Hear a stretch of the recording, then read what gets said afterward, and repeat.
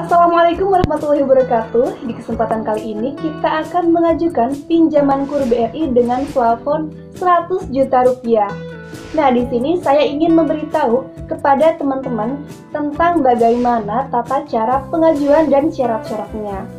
Nah, seperti biasa, sebelum saya melanjutkan videonya, bagi teman-teman yang belum subscribe, alangkah baiknya subscribe dan nyalakan loncengnya agar teman-teman tidak ketinggalan tentang informasi-informasi penting dari kami yang perlu teman-teman ketahui. Oke, langsung saja kita simak informasi selengkapnya.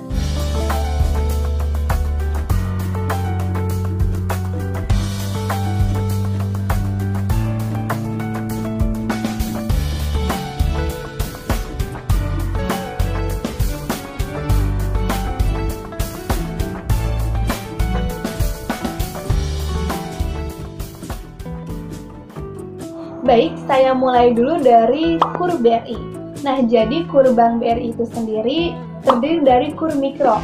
Nah, itu 1 juta sampai dengan 25 juta itu bisa teman-teman ajukan di BRI unit terdekat yang ada di kecamatan teman-teman. Nah, lalu kemudian satu tingkat lagi di atasnya adalah KUR Retail. Nah, KUR Retail ini plafonnya di atas 25 juta sampai dengan 500 juta.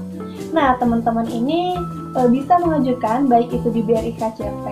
Nah, biasanya satu kecamatan satu ya yang paling besar, atau bisa juga teman-teman mengajukan pinjaman KUR Bank BRI ini di atas 100 juta di BRI cabang ya teman-teman.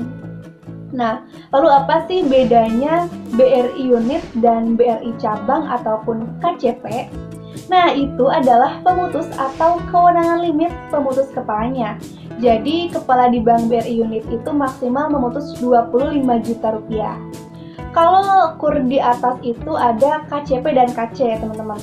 Nah, teman-teman untuk bisa mengajukan KUR BRI di atas 25 juta, yakni itu 100 juta rupiah, teman-teman bisa mengajukan di KCP ataupun di kantor cabang BRI yang paling besar di kabupaten teman-teman tinggal.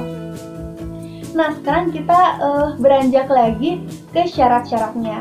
Nah, untuk syarat-syarat pengajuan pinjaman KUR BRI 100 juta itu, yang pertama dan yang utama adalah teman-teman wajib sudah memiliki KTP. Nah, kalau sudah berpasangan, wajib melampirkan KTP pasangan ya teman-teman. Nah, lalu teman-teman, kemudian harus sudah berusia 21 tahun untuk umur teman-teman. Nah, kemudian jika teman-teman belum berumur 21 tahun tapi sudah menikah, silahkan melampirkan surat keterangan menikah atau buku nikahnya ya teman-teman. Nah, buku nikahnya itu yang sudah dilegalisir oleh KUA kecamatan tempat teman-teman menikah yang dulu ya, yang dulu teman-teman menikah. Nah, kemudian untuk teman-teman yang belum berusia 21 tahun tapi ingin mengajukan pinjaman KUR di Bank BRI, maka teman-teman harus sabar menunggu dulu sampai usianya 21 tahun. Nah, walaupun teman-teman sudah mempunyai usaha, tapi teman-teman harus menunggu dulu ya sampai usianya 21 tahun. Nah, teman-teman, usaha itu wajib hukumnya untuk teman-teman punya sebelum mengajukan pinjaman KUR di Bank BRI. Baik itu plafonnya 25 juta, 50 juta, 100 juta, 75 juta, dan seterusnya. Nah, kemudian teman-teman yang sudah berusia 21 tahun dan belum menikah, sebaiknya teman-teman melampirkan surat keterangan belum nikah dari kelurahan setempat, mengetahui lurah. Nah, nanti dilampirkan di permohonannya. Kemudian setelah itu teman-teman wajib melampirkan NPWP. Nah, kenapa NPWP? Dikarenakan nantinya pinjaman teman-teman akan dimasukkan atau diinput di BI checking atau SLIK ya teman-teman. Nah, jadi SLIK ini adalah sistem informasi layanan terpadu milik OJK. Nah, itu nantinya akan kelihatan semua data-data keuangan pinjaman teman-teman. Kemudian teman-teman wajib melampirkan KK. Nah, 4 komponen utama ini tidak boleh tidak ada ya. Jadi wajib ada semuanya. Lalu kemudian teman-teman harus mempunyai usaha yang ditujukan dengan surat keterangan usaha yang dikeluarkan oleh kelurahan. Minimal kalau misalkan teman-teman mengajukan di atas 25 juta, ataupun 50 juta, 100 juta, 150 juta. Nah, pinjaman kur Bank BRI ini biasanya teman-teman akan dituntut pegawai selain melampirkan SKU, kalau misalkan usahanya sudah besar, nah maka teman-teman akan disuruh melampirkan SIUP atau TDP ya. Nah, SIUP ini nantinya teman-teman bisa buat walaupun agak lama ya. Kalau sekarang sih di pandemi seperti ini, teman-teman nanti bisa membuat SIUP atau TDP ini dengan cara online untuk mengesahkan legalitas usaha teman-teman yang sudah besar. Nah, jika masih kecil, teman-teman misalkan pengen mengajukan pinjaman besar, apakah bisa? Nah, jawabannya itu bisa, teman-teman. Nah, caranya itu silahkan teman-teman melampirkan SK seperti yang saya sebutkan tadi. Yang pertama itu mengetahui SKU mengetahui kelurahan setempat. Kemudian usaha teman-teman juga ini wajib sudah berjalan selama 6 bulan ya minimal. Nah, kenapa saya bilang harus 6 bulan?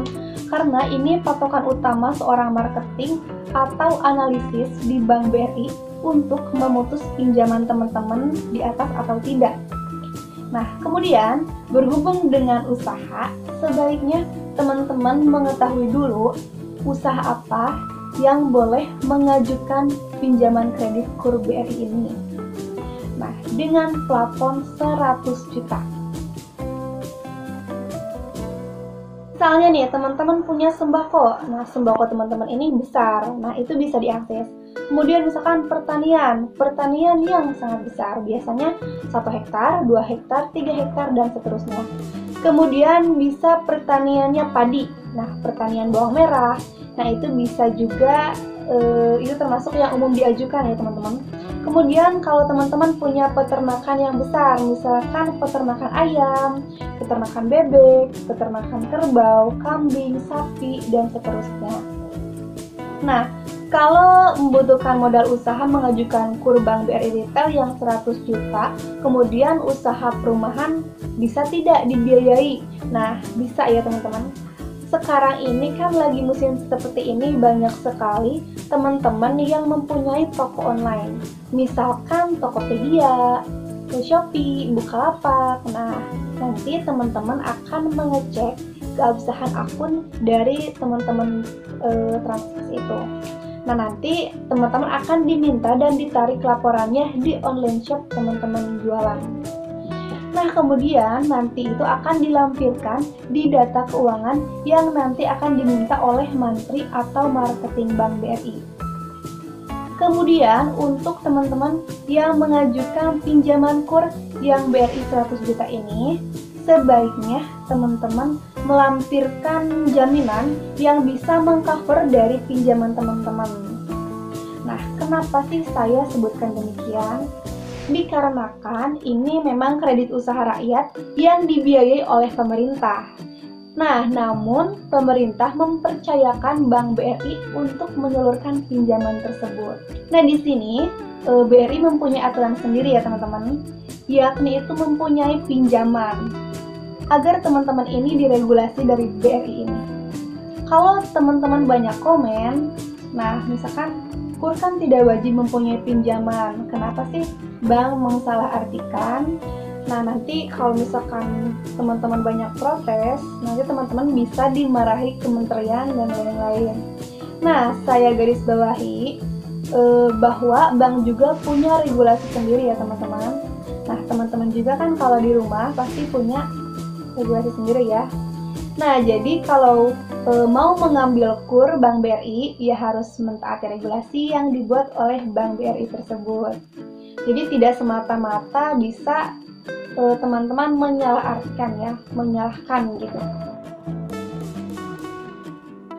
Nah, misalkan teman-teman di atas 50 juta dulu. Nah, 50 juta setoran teman-teman lancar. Kemudian naik lagi di plafon 75 juta.